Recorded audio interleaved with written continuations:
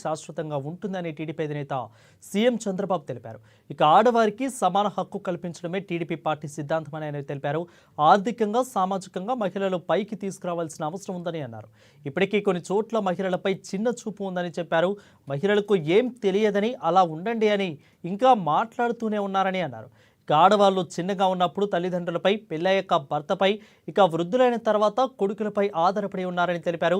మహిళా సాధికారత ప్రారంభమైంది తెలుగుదేశం పార్టీతోనని గర్వంగా చెప్తున్నానని అన్నారు. మహిళలకు ఆస్తిలో సమాన హక్కు స్వర్గీయ ఎన్టీఆర్ కల్పించారని అన్నారు చంద్రబాబు.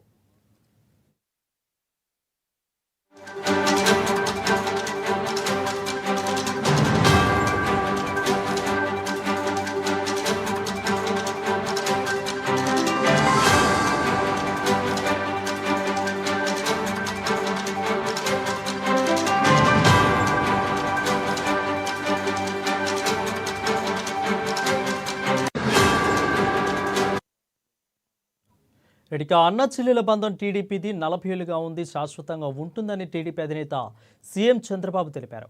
ఆడవారికి సమాన హక్కు కల్పించడమే టీడీపీ పార్టీ సిద్ధాంతమని ఆయన తెలిపారు. ఇక ఆర్థికంగా, సామాజికంగా మహిళలను పైకి తీసుకురావాల్సిన అవసరం ఉందని అన్నారు.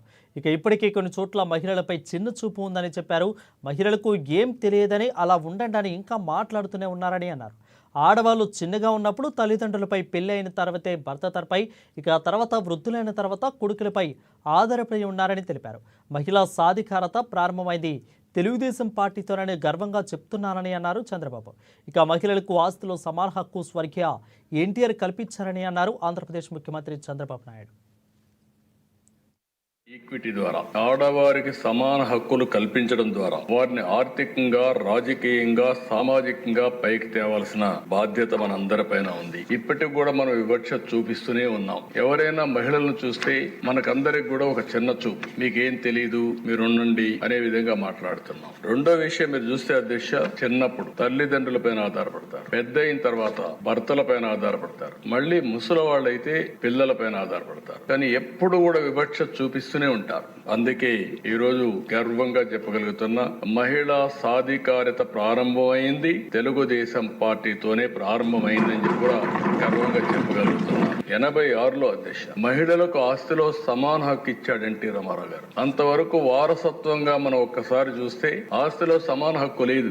ఆడపిల్లలుంటే పెళ్లిళ్లు చేసి పంపించేస్తున్నాం, ఆస్తిలో హక్కు లేని పరిస్థితి తీసుకొస్తున్నాం, సెక్యూరిటీ ఇవ్వలేని పరిస్థితికి వచ్చాం. అది తీసుకొచ్చిన తర్వాత అధ్యక్ష డిమాండ్ చేసే పరిస్థితికి వచ్చారు ఆడబిడ్డలు. I'm proud to say that. ఎవరైనా సరే అది అయిన తర్వాత ఈ రోజు చూస్తే 40 ఏళ్ల ముందే తీసుకొస్తే 2005లో దేశంలో దీన్ని చట్టంగా తీసుకొచ్చారు, మహిళలకు ఆస్తిలో సమాన హక్కుని. అయితే మన రాష్ట్రంలో మనం అందరం గుర్తుపెట్టుకోవాల్సిన అవసరం ఉంది. తల్లికి, చెల్లికి ఆస్తిలో వాటా ఇవ్వని వ్యక్తి నిన్నటి వరకు ఈ సభలో కూర్చొని ముఖ్యమంత్రిగా ఉన్నాడంటే ఏ విధంగా సభవో నాకైతే అర్థం కావడం లేదు. నేనేదో విమర్శించాలని విమర్శించడం లేదు. ఇచ్చిన వాటాల మీద కోర్టుకు పోయి అది కూడా ఇవ్వను అనే పరిస్థితి వచ్చారంటే ఇంకా ఆస్తిలో సమాన హక్కు మీద మాట్లాడడం గాని, మహిళల గురించి మాట్లాడే హక్కు అలాంటి వ్యక్తులకు ఉంటుందా అని అడుగుతున్నాను అధ్యక్ష. ఎందుకంటే అధ్యక్ష ఈ రోజు మనందరం ఒకటి గుర్తుపెట్టుకోవాల్సిన అవసరం ఉంది. రాజకీయాల్లో ఉండే మనం ప్రజలకు జవాబుదారితనం, మనం ఆదర్శంగా ఉండాలి. మనం ఆదర్శంగా ఉండి